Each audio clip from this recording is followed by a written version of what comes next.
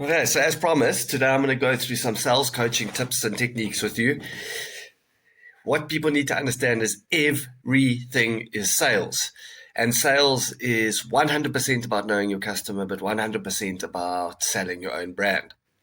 And what that means is you need to be able to sell you.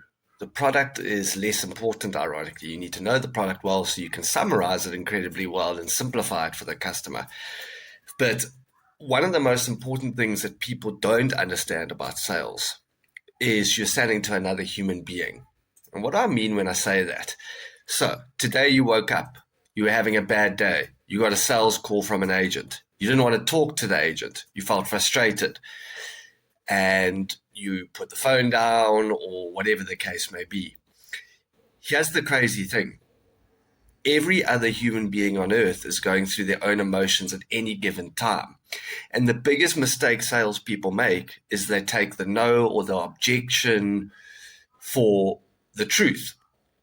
But at a different time in the day or at a different day in the week or at a different month in the year, that same very customer may be in the space to be able to say yes.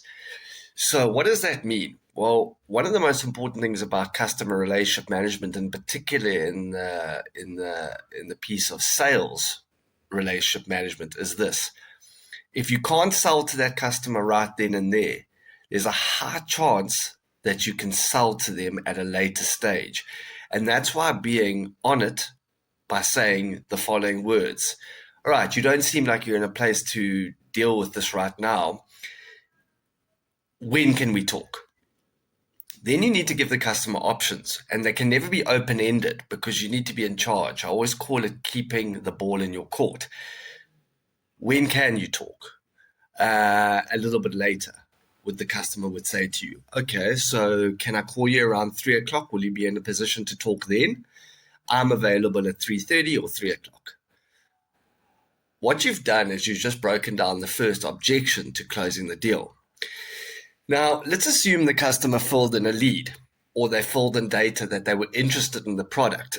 This is an incredibly different approach that you need to take, because when a customer is interested in a product, you have approximately 3 to 2 hours at absolute most to make that call because it's high on their priority list. The quality of a lead declines incredibly fast the longer you take to get to that customer. So let's role play this out. You phone a lead and the lead says, what's this all about? He said, you inputted your details on Google or Facebook or on a website or whatever the case may be, you are interested in our product. Now, the customer starts to say, okay, I don't have time to talk about this right now. And your response, dealing with, again, the first objection is, I understand you're a bit busy right now, but you had indicated that you were interested in the product. Now, I need a couple of minutes of your time because what's going to happen is you're not going to think about it as much later. And the problem with that is you've identified a need, and oftentimes we get so busy and then later on we regret not doing what we wanted to do. Are you sure you don't just have 30 seconds to a minute so we can quickly discuss exactly what it's all about, what your needs are, and then we can have a follow-up call a little bit later when you've got some time. This is called keeping the lead warm.